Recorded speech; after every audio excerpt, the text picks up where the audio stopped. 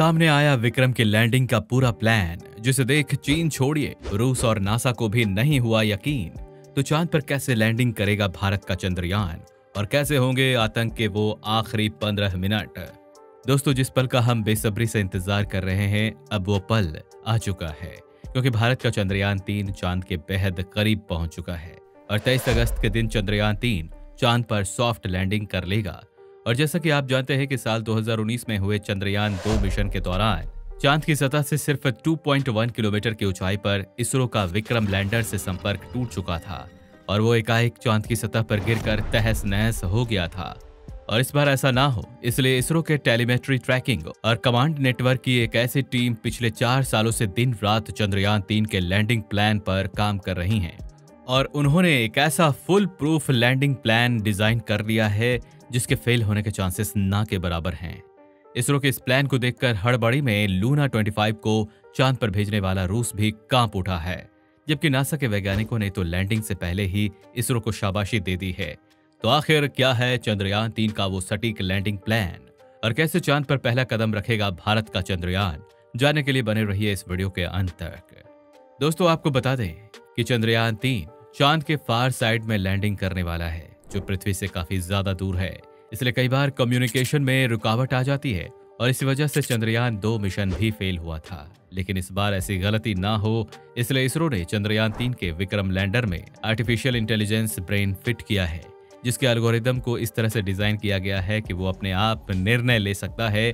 यानी कि अगर लैंडिंग के रास्ते में अचानक से कोई रुकावट आ जाती है तो ये अपना रास्ता बदल देगा, जिससे इसे दुर्घटना का शिकार होने से बचने में मदद मिलेगी।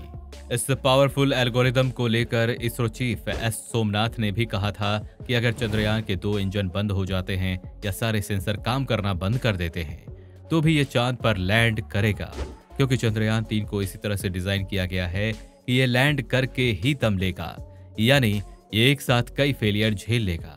अगर इसका एल्गोरिदम काम करता रहा और प्रोपल्शन मॉड्यूल ठीक से चलता रहा तो इसका चांद पर उतरना तय है।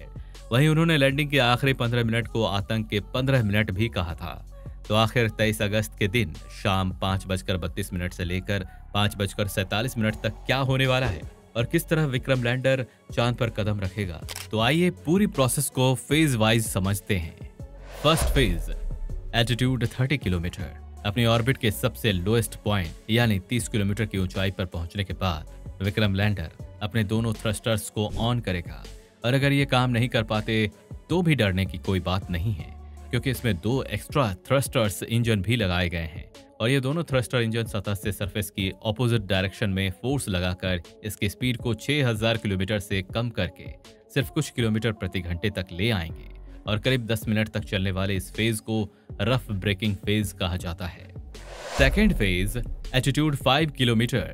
इस फेज में विक्रम लैंडर पर लगा आर्टिफिशियल इंटेलिजेंस कंप्यूटर अपने सभी सेंसर्स को ऑन कर देगा और मून सरफेस पर अपनी लैंडिंग साइट पर रखना शुरू करेगा। साथ ही फाइन ब्रेकिंग फेज भी शुरू होगा, जिसमें लैंडर की स्पीड, जो साइंटिफिक लैंग्वेज में वेलोसिटी के नाम से जानी जाती है, उसे कई हजार मीटर प्रति सेकंड से कम करके सिर्फ कुछ मीटर्स प्रति सेकंड तक कर दिया जाएगा।